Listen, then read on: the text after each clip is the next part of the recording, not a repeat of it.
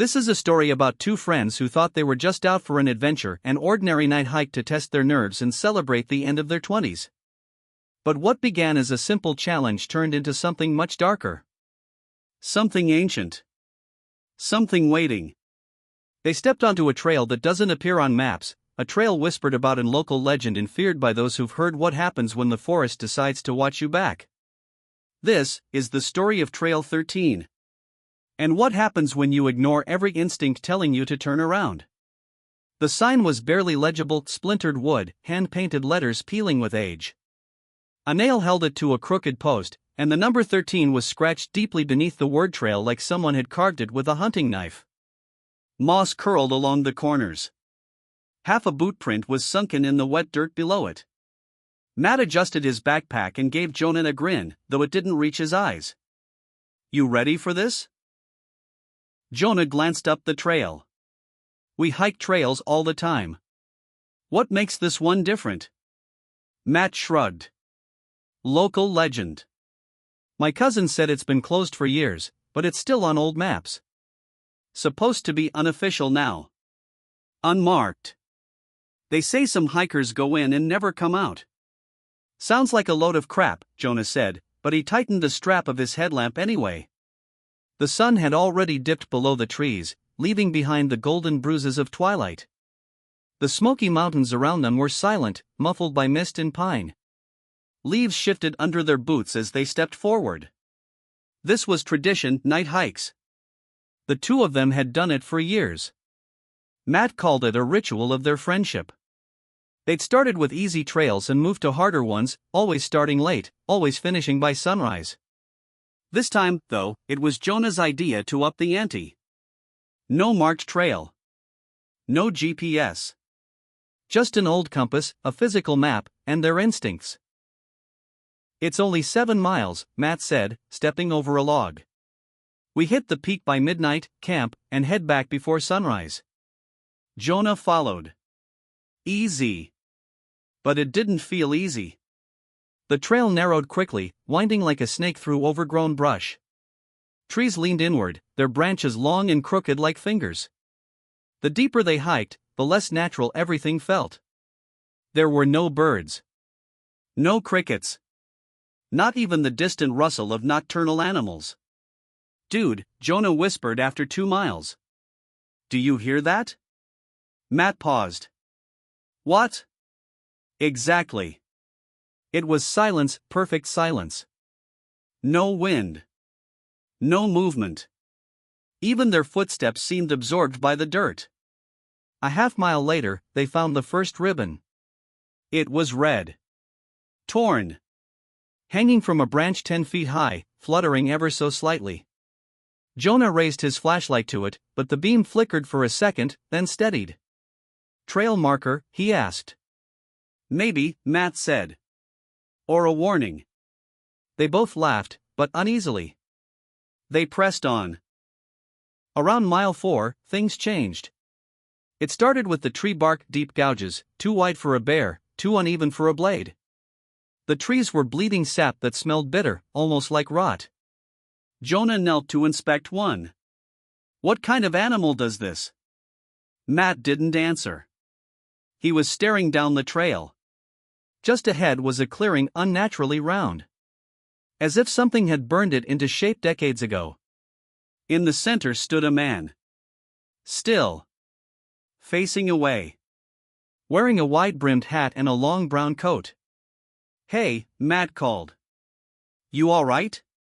The man didn't move. Jonah stepped beside Matt. "We should." Before he could finish, the man slid sideways. Not walked. Slid, as if being pulled. No movement of his legs. No shift in balance. He disappeared into the tree lean. The headlamps flickered again. "What the hell was that?" Jonah whispered. "We're going back."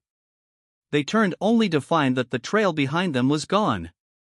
Literally gone. Replaced with thick brush and tangled vines where the trail should have been. As if it had never been there. Jonah stepped forward and parted the vines. Nothing. Not a footpath, not disturbed leaves. Only untouched forest. We're not lost, Matt said. I know where we are. That's the way we came. So why isn't it there anymore? Matt didn't answer. Instead, he turned back toward the clearing. If the trail's gone, maybe the man knows the way out. You want to follow him? Matt hesitated. You got a better idea? They walked in the direction the man had disappeared. The forest shifted around them. Trees leaned lower. Fog thickened. The air grew cold enough that they could see their breath. The trail reappeared suddenly beneath their feet. Jonah looked down. This wasn't here a second ago. It wound downhill now, deeper into a ravine choked with ash trees. Along the path were more red ribbons, each more shredded than the last. And then the smell hit them. Rot. Wet, ancient rot. They reached a cabin around mile 6. It looked hundreds of years old, built from timber now black with mold and time. Vines strangled the foundation. The front door was open just a crack, creaking with every shift of wind. This wasn't on the map, Matt whispered. Jonah nodded. We shouldn't go in. A sound echoed from inside. Footsteps. But not like someone walking, pacing. Back and forth. Back and forth. And then, a woman's voice. Whispering. Turn around. Turn around. Turn around. Then laughter. Not hers. Deeper. Male. Closer. Matt turned and screamed. The man with the wide-brimmed hat was right behind them. But when Jonah spun around, there was nothing there. Matt's flashlight was on the ground, flickering.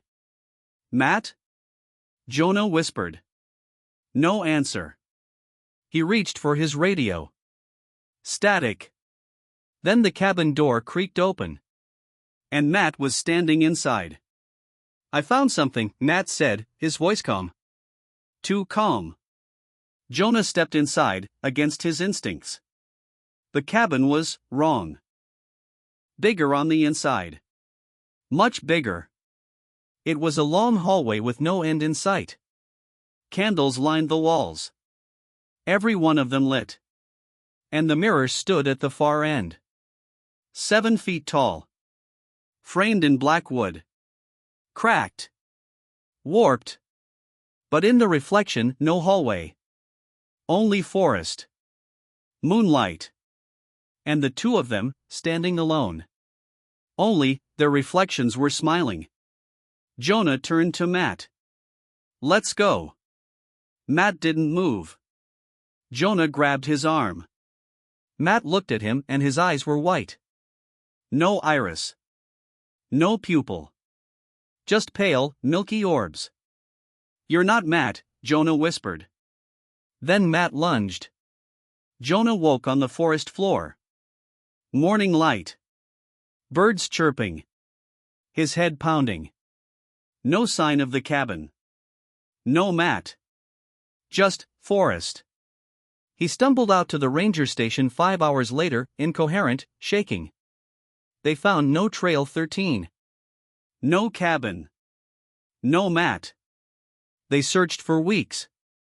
2 years later, Jonah was in a diner just outside of Asheville, drinking coffee and trying to forget.